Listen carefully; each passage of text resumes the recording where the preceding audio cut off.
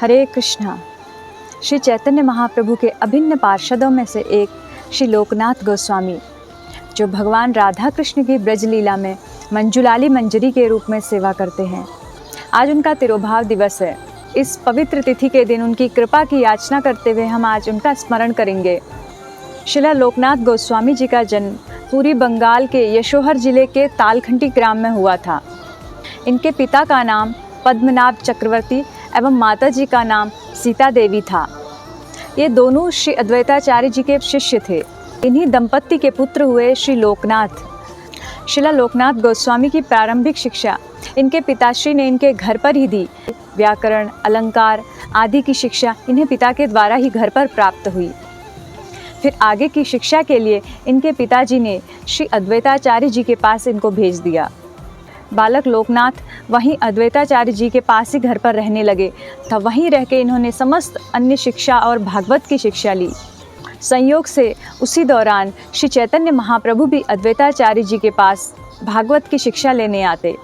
नित्य प्रति श्रीमद् भागवतम के श्रवण एवं गौरांग महाप्रभु का संग प्राप्त करके बालक लोकनाथ के हृदय में अत्यंत प्रेम और विरह जागृत हो गया। श्री चैतन्य महाप्रभु के सानिध्य को पाकर ये इतने आनंदित हो गए कि इन्हें लगता कि निरंतर मैं गौर के साथ रहूं, उनकी छाया बन के उनके साथ चलता रहूं। तो ये देखकर श्री अद्वैताचार्य जी ने लोकनाथ गोस्वामी को मंत्र दीक्षा दी तथा गौरांग महाप्रभु को इनका हाथ सौंपते हुए कहा कि इनका ध्यान रखना। आगे चल के शिक्षा पूर्ण होने के कारण ये अपने घर लौट आए, लेकिन घर में आकर भी इनका मन नहीं लगता, क्योंकि जो गौरांग महाप्रभु के साथ समय बिताया था, उनकी जो मधुर स्मृति मानस पटल पर बनी हुई थी, उसे एक क्षण के लिए भी नहीं भुला पाते। धीरे धीरे इनके मन में यह विचार आया कि क्यों ना मैं सब कुछ घर परिवार सब छोड़ के गौरांग महाप्रभु के साथ ही रहूं, क्योंकि मैं उनके बिना एक क्षण भी नहीं जी सकता हूं। ये विचार कर इन्होंने निश्चय किया और अपना घर परिवार त्याग दिया और श्री गौरांग महाप्रभु के चरण कमलों में आ गए। श्री गौर चरणों को प्राप्त करके अत्यंत आनंदित हुए, मानो इनकी जन्म जन्मों की पिपासा शांत हो गई हो। उस समय श्री चैतन्य महाप्रभु जीवों के उद्धार के लिए हरिनाम प्रचार के आंदोलन को प्रारंभ कर रहे थे। तो उन्हें ऐसे भक्तों की आवश्यकता थी जो उनके इस आंदोलन को आगे बढ़ाएं। तो संयोग से लोकनाथ गोस्वामी उसी समय उपस्थित हुए।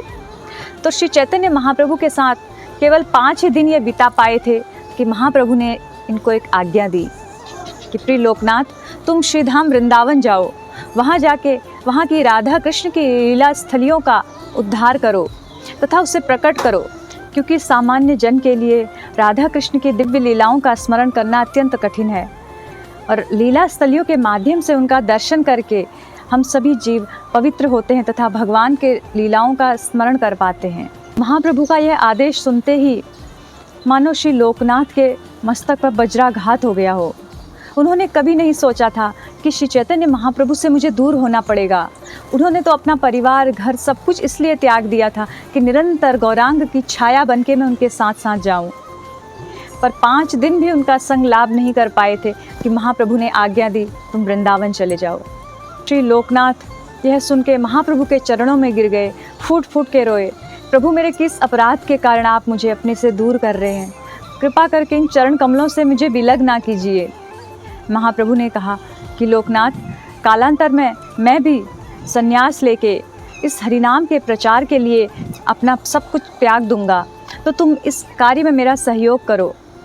यह सुन के लोकनाथ का दुख और बढ़ गया। श्री चैतन्य महाप्रभु के सुंदर घुंघराले रेशमी केशों को देख के बरबस व्यक्ति आकर्षित हो जाता था।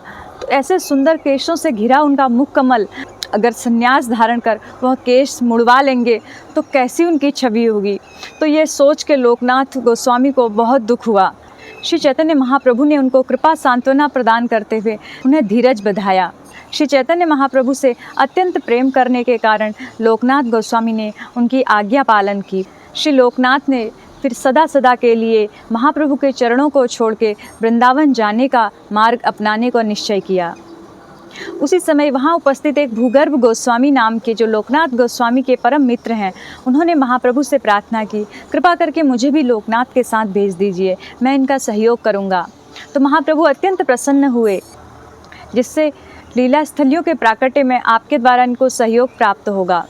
दोनों आचार्य वृंदावन चले आए। उस समय ब्रज 84 कोस घना जंगल हिंसक पशुओं से भरा हुआ था। केवल गिरिराज गोवर्धन और यमुना जी के कारण ही ये पहचान होती थी कि ये वृंदावन है, अन्यथा वहाँ कोई भी लीला स्थली नहीं थी।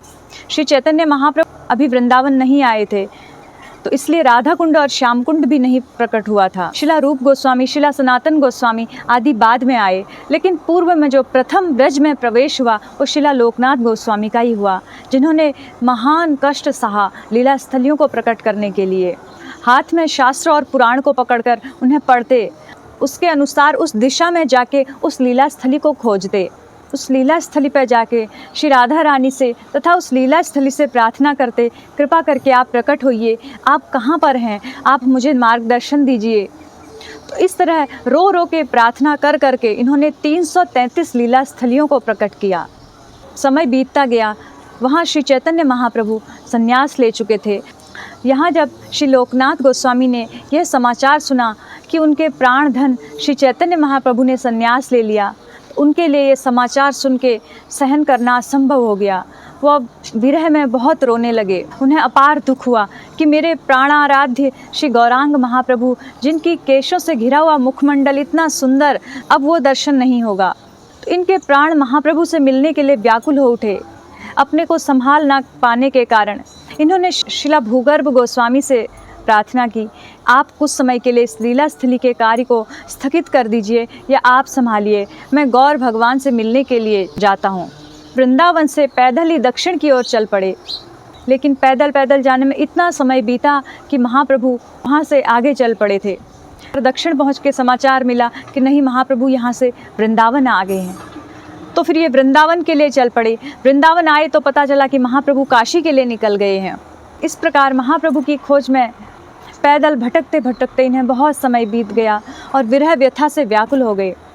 एक दिन एक वृक्ष के नीचे बैठ के इन्हें जैसे ही तंद्रा आई तो श्री चैतन्य महाप्रभु इनके स्वप्न में प्रकट हुए। इनसे कहा कि प्रिय लोकनाथ, मैं तुमसे बिल्कुल भी दूर नहीं हूँ, मैं निरंतर तुम्हारे साथ हूँ।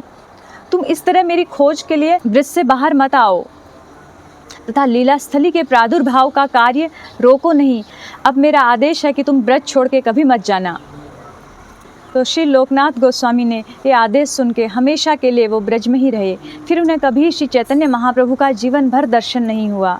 इसके पीछे का यह रहस्य था, श्री चैतन्य महाप्रभु इनको अपना संन्यास वाला वेश का दर्शन नहीं देना चाहते थे, क्योंकि श्री लोकनाथ गोस्वामी महाप्रभु से इतना प्रेम करते थे कि वो यदि उनके संन्यास वाली छवि का दर्शन करते, शायद वो अपने प्राणों को धारण ना कर पाते, क्योंकि वो महाप्रभु को केश मुंडित वेश में नहीं देख पाते।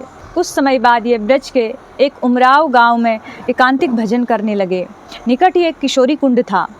श्री लोकनाथ की एकांतिक भजन निष्ठा और प्रेम को देख के भगवान राधा कृष्ण इनकी सेवा लेने के लिए लालायित हो गए। तो भगवान ने इनके स्वप्न में प्रकट होकर इनसे कहा कि पास के कुंड में मैं दबा हूँ, बहुत लंबे समय से दबे रहने के कारण मैं भूखा हूँ, मुझे भोग लगाओ, मुझे बाहर निकालो और मेरी सेवा करो। क्योंकि पूर्व में मुगलों के आक्रमण के दौरान जो हमारे प्राचीन विग्रह थे, सबको सुरक्षा की दृष्टि से कुछ को जयपुर पहुँचाया गया तथा अन्य विग्रह को उनके सेवक पुजारियों ने सुरक्षा के लिए भूमि के नीचे उनको शयन करा दिया।